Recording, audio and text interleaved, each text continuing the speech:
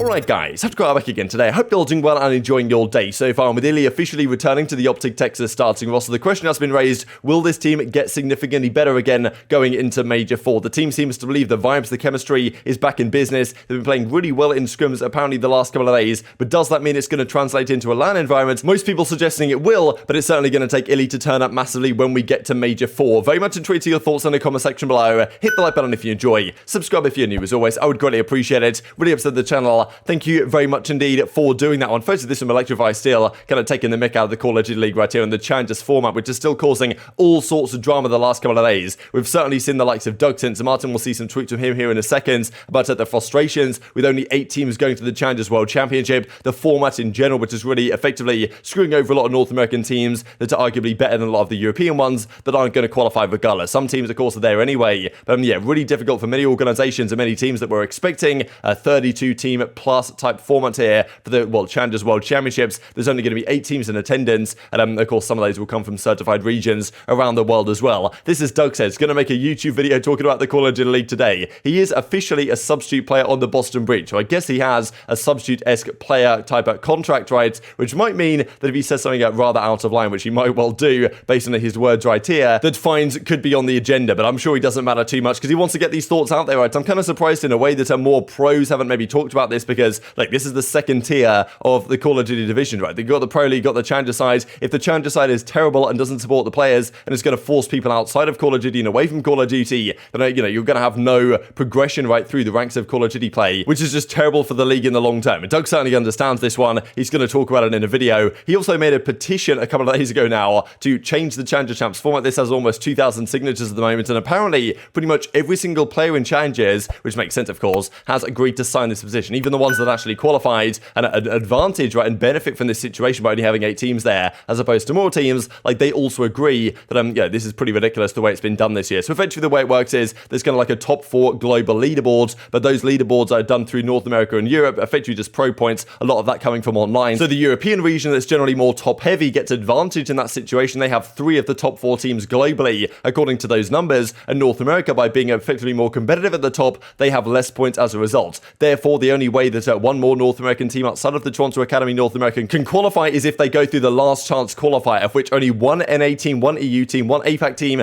and 1 Latin American team can get through. Now, Doug, of course, said, okay, well, look, if we have to play through the last chance qualifier, we're going to move out there to Latin America, move to Mexico or whatever, and play in that tournament. But then the league said, okay, no, you're not allowed to do that because effectively you've played in North America, and now you're going to move over there to try and take the spot of someone from that actual region who deserves it. Then, okay, look, fair enough. I don't think you should necessarily be able to relocate. The league shouldn't be implying that you should be able to. If it was allowed in the rules, you wouldn't really be able to blame the players for doing this. But just the idea that this is a consideration is just shows that, well, how poor the format I think is in the first place. Now, as Doug goes on to say, the league apparently told me we were only able to relocate only to Europe, and we said, okay, let's move to Spain and play in Europe because they believe they're based on the amount of points they have that it's still going to be easier for them to qualify for champs if they just move to Spain for a month or so, then like play through the European side and try and get through their last chance qualifier and be the kind of European team that goes to champs, right? But then, as he says, the league then followed up by saying that they changed their mind. So honestly, you have no idea what's even going on there right now. I asked the Call of Duty League and the head guy Daniel Sai, and he goes on to say if the league doesn't respond or change anything, this basically confirms that the majority of players will stop competing permanently because I think a lot of people in the petition have kind of said, okay, well, you know, like they've said that if this doesn't change, they're going to kind of like, I don't know, boycott the league or something, or boycott Challengers. The reality is that might not be the case. But Doug continues to go on his rampage. This will be the worst decision in the history of competitive COD if nothing changes. We'll see how this one develops, but it will certainly a big storyline. But at the end of the day, you've got guys like Scrappy who've qualified anyway on the Ultra at North American Academy saying, look, everyone complaining about Chabs, really upset about the formats. See you all there though, right? Saying, okay, I qualified regardless, doesn't matter to me. You know, I entertain, not complain, right? So kind of funny really for the guys. Looking forward to seeing this guy in the league one day or another. He's currently on the bench of the Toronto team. It's given the way they're looking. Probably won't be getting a spot in that starting team anytime soon, but I do think there is certainly some teams that can improve from Scrappy's services here in the league. This also to mention from Shawnee, right? Because I mean, as he says, in that new form around Champs time, shame the format is holding me back, right? Would have been good to see this team in business right here. As Doug says, effectively, we just have to win absolutely everything for the rest of the season if they want to have any chance, because I'm pretty sure they have to win like all the elites, all the qualifiers, this type of stuff to get enough points to actually have a chance at the LCQ. We'll see how that one goes. But yeah, Censor right here dropping 41 and Shawnee dropping 51. Not too bad at the end of the day. Couple of quick words from Crimsix here because he's been kind of going rogue on the timeline the last couple of days. Good to see Crimsix going rogue again because he had about 10 days or so where he didn't tweet anything at all. And I was kind of wondering, like,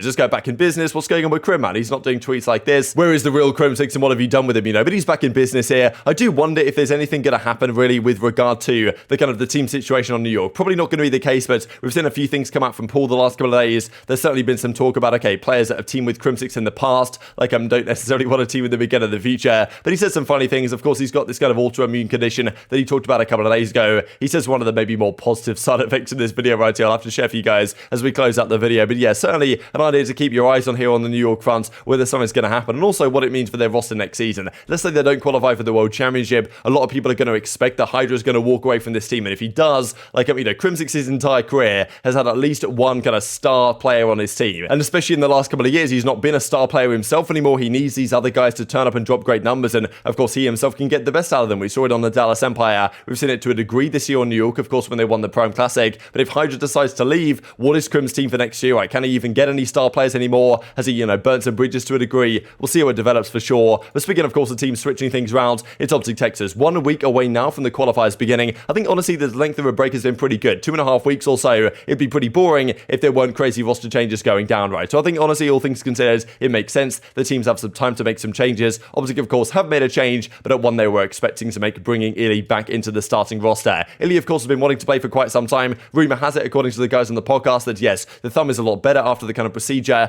draining the assist or not assist, whatever exactly it was.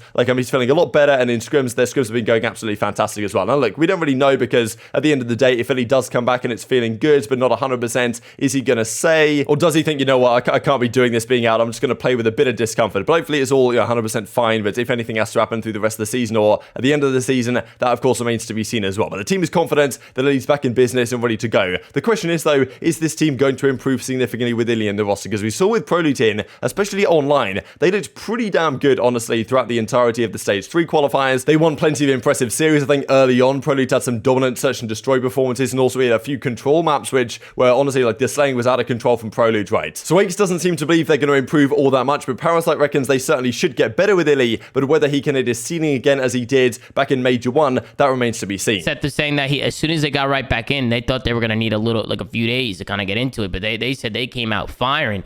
I mean, I think they're still going to be OpTic, right? I think they're going to be a contender regardless, whether they have iLLeY or not. Mm-hmm. But I think coming with iLLeY back, I don't necessarily think they improve all that much, right? I think they were almost just as good as a team with Prolute. But I do think, this will be good for them in terms of their vibes and having their main guy back. My big question though is when we looked at Major 1, we talked about how iLLeY and Dashy had the performance of their career. And I think if that's not repeated, I don't think they can come in and win Major 4. I think they'll definitely improve, and their ceiling is a lot higher, obviously, with iLLeY, just because we've all seen that iLLeY can be a disgusting player, and he had that series in the Major they won. Mm-hmm. That's literally why they were beating FaZe, is because he was playing out of his mind, which is pretty rare, at least for iLLeY, in terms of being a superstar performer. iLLeY's usually not that role on the team. That's left to Dashy, Scump, and Shotzzy. But I do think their ceiling is higher. Their floor, I think right now at LAN tournaments, besides the first Major, they're playing at their floor. I don't think I'll ever see them placing top 8, but I think they're playing to their lowest potential on LAN, and I don't know why that is, because even with iLLeY, they still managed to hit that floor. Right now with iLLeY, they had 2 events. And right now they hit their ceiling once with iLLeY, and then they hit their floor. Yeah. So to me, we just don't know. No, we don't. It's just it almost feels like a 50-50 in terms of how well they're gonna play as a team on LAN. Yeah. Online with iLLeY, they're probably going undefeated again.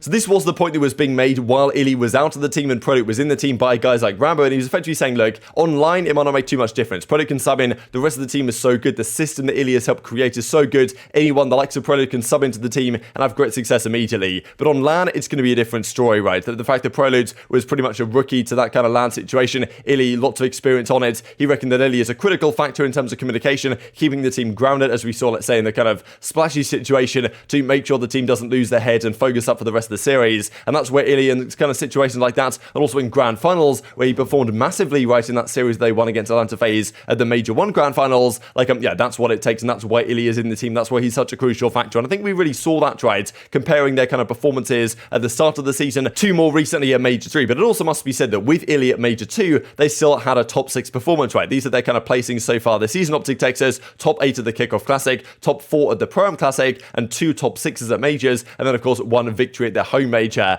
back at Major 1. So one of these top 6s, of course, came with iLLeY in the team. One of these top 6s more recently came with Prelude in the team. But looking at the numbers, really, comparing their online performances to their LAN performances, this is pretty much the same, regardless of Prelude, iLLeY, whoever they have in the team, they're pretty much just this good online. Look at these numbers. 14-1 online in Control, 15-7 online in Hardpoint, 12-6 online in Search and Destroy. This is in the qualifiers only, so this is Major 1, Major 2, Major 3 qualifiers. All these stats can be found over at breakingpoint.gg. But yeah, 12-3 series win-loss. This is the same thing on LAN. This is Major 1, Major 2, Major 3, but the tournament, not the qualifiers. Their Control is still great, 10-3, but their Search and Destroy goes from 12-6 online to 8-9 on LAN, 12-8 only in Hardpoint as well. So their Search and Destroy actually gets quite significantly worse from an online to a LAN environment, and that's generally where so far this season they've struggled a little bit more than they usually do. At the same time though, on LAN, of course, you are generally going to place in better teams as time progresses, but we saw from iLLeY back in Stage 1, that's where he had that monstrous Grand Finals performance, right? And we do generally feel like iLLeY as a player is going to turn up a bit more on LAN.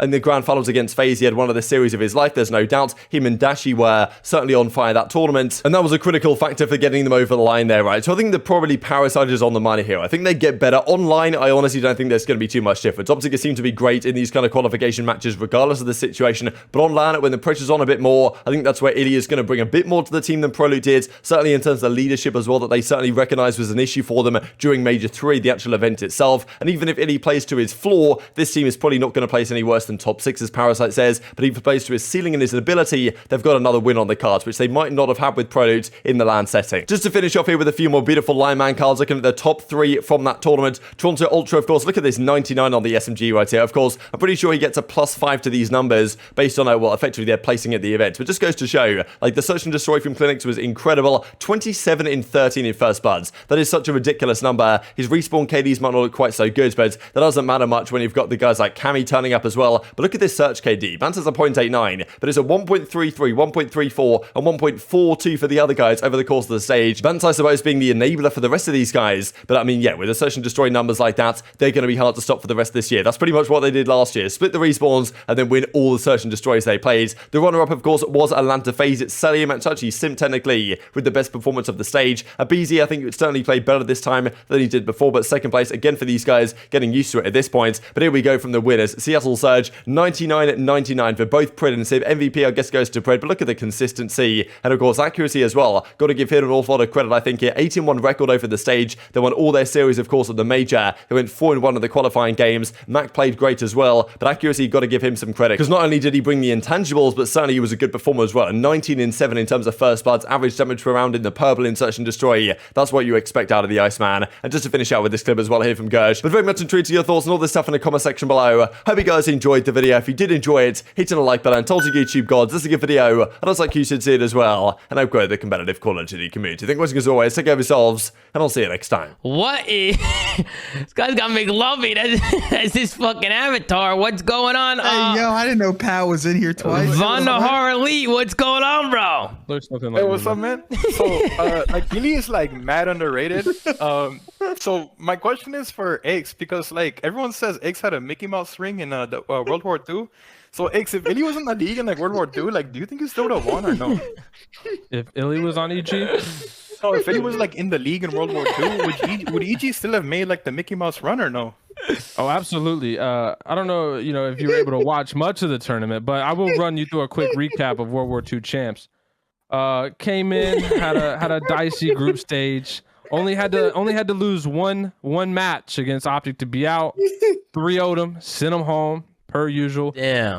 Wouldn't have mattered who was on that roster. Same situation would have happened. Did you guys go to Disneyland later to celebrate Mickey Mouse? Gersh, Gersh, shut the f up, Gersh, you more. I can't do this. The 150K hit the bank account either way.